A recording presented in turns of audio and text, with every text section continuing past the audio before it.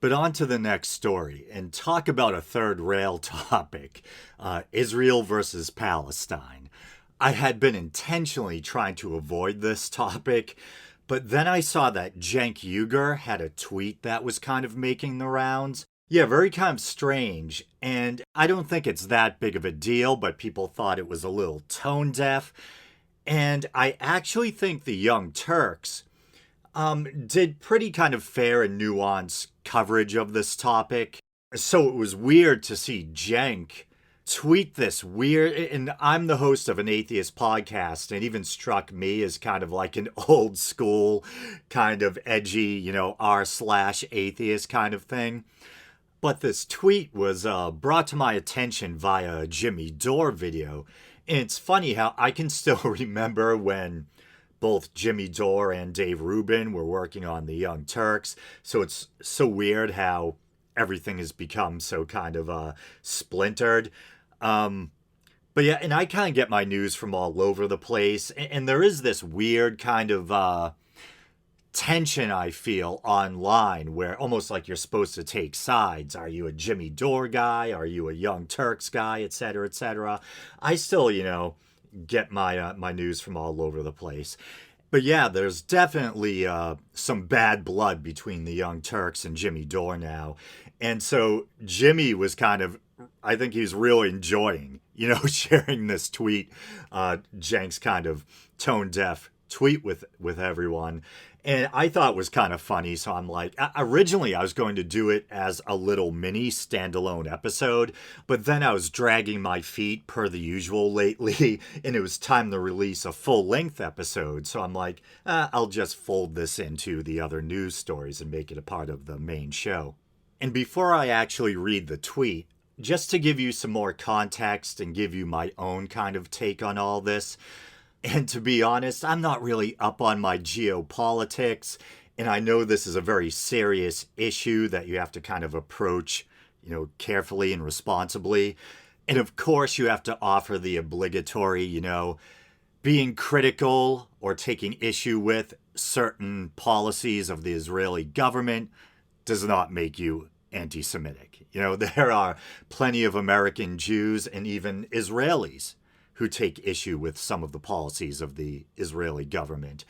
That being said, my kind of layman's take or kind of nutshell analysis of all this is that this most recent flare up in this seeming unending cycle of violence between Palestine and Israel was caused, at least in part, by what some are saying was a kind of cynical political ploy on the part of Bibi Netanyahu, who was under pressure to form a government. And so people are saying for political reasons, he ordered Israeli troops into the Al-Aqsa Mosque during Ramadan, to kind of stir the pot so he would have something to bring people together over, and kind of hasten the formation of a government. And I don't know if this is true, but I remember when the story was first breaking, I heard something like, I think this took place on what is also Jerusalem Day. And so maybe there was a complaint about or a concern about the sound of the Islamic prayers coming from the Al-Aqsa Mosque interfering with Jerusalem Day celebrations or whatever. And maybe that was part of it. Because I believe the Israeli troops who went into the Al-Aqsa Mosque did cut the electricity. So armed troops into a place of worship during a important, religious or spiritual time of year, definitely not a good look. And then also, I believe you had an uptick of settlers in the West Bank evicting or forcing Palestinians out of their homes. And I think I heard a suggestion that maybe Netanyahu, maybe not, was turning a blind eye to that for political reasons as well. And then eventually you got Hamas, as per the usual, as despicable as it is, launching rockets from civilian locations like hospitals and schools. And then you have Israel launching missiles in return, dead civilians on both sides. usually more so on the Palestinian side because Israel just has a much stronger military force, and they also have the protection of the Iron Dome defense system.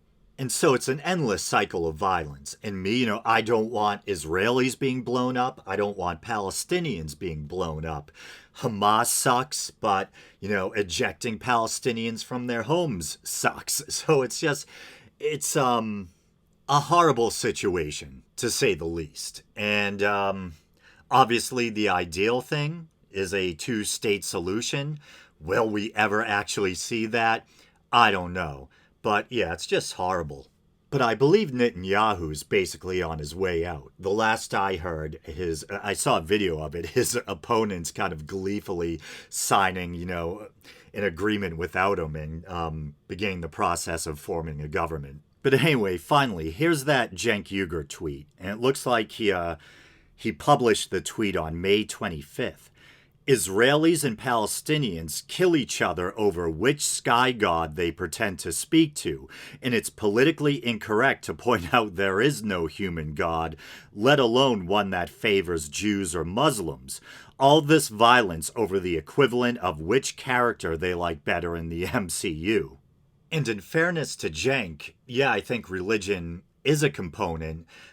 Religion definitely helps people draw tribal lines, But I think there's also ethnic and geopolitical components or factors as well. And so I don't think it's as simple as two sides fighting over which sky god is real or better or whatever. And technically, Judaism and Islam are both Abrahamic faiths, so in a sense, it's the same sky god. But of course, God's kind of an abstraction, a man-made concept. That's whether or not there actually is a higher power. People's concepts of God are man-made. So the fact that different religions share common roots has never stopped people from killing each other in the name of religion, And you would hope that the fact that the Abrahamic faiths share a common root, would bring people together. But I remember one really kind of sad thing I found disheartening. I was watching something, I think it might have been a cable news type of thing, where they had a kind of roundtable discussion or a kind of town hall meeting for an interfaith dialogue. So they had Jews and Muslims and Christians. I remember this one part where this nice Muslim guy was trying to reach out to this Christian guy and find common ground. And he was kind of saying, since we both belong to Abrahamic faiths and our religions have a common root and we both worship the God of the Bible, we basically worship the same God, And the Christian guy was like, no, we don't worship the same God, And so kind of disheartening. But when it comes to Israel versus Palestine, the ethnic component is very interesting. I've always found it fascinating how, in a way, Judaism is kind of unique, where being Jewish can refer to your religion or to your ethnicity. Like I have Jewish friends, and when the question comes up, what's your ethnicity or nationality? Like I would say I'm Italian and Irish for the most part, and they might say I'm Jewish or even I'm half Jewish, as if Judaism is their ethnicity. And certainly, when it comes to anti-Semitism, people will often look at being Jewish as a racial designation or classification. And certainly when you look at like the Third Reich, they didn't view Jews as just people who were, adhering to a certain religion. They were trying to exterminate a race. So yeah, that is a weird one. And I've always said, I think the Third Reich and the Holocaust was kind of a culmination of centuries of anti-Semitism and this ugly idea of blood libel. But back to, Israel and Palestine, this is kind of a silly, thought experiment or exercise. But let's say every Palestinian suddenly decided to convert to Judaism overnight. Would it be like, shalom, welcome to the fold? Or would there, the next day, or would there still be that ethnic division, And maybe sadly to that point, I was reading something I found disturbing recently. I can remember news stories years ago about all these, Ethiopian Jews finally being, after centuries and centuries, they're isolated from the rest of the Jewish community, but they held on faithfully to their religious practices and their ethnic identity. And so finally, these Ethiopian Jews, I think there's different theories about which particular group they descended from, but there's this idea that they may be members of the lost Hebrew tribe of Dan, I think it is. But finally, they were able to return to Israel, and sadly, I was reading how they have to struggle with ethnic discrimination from other Jews because maybe they don't fit in as easily because they're African in appearance, but certainly disheartening. But back to Cenk's tweet. So I found an RT article that kind of has a funny take on this. It's entitled Biblical Twitter Cringe. Cenk Uygur excommunicated by pundits after saying Israel/Palestine conflict is fight over best quote-unquote sky god. But the funny part is just the the tweets they list in response to Cenk's tweet. So let's see, there's some guy named Q Anthony, and he says, "You ever feel like you should leave a tweet in the drafts overnight and see how you feel about it in the morning?" And then there's Aaron Mata or Meta. Hopefully, I'm not butchering that. I remember Jimmy Dore talking about him.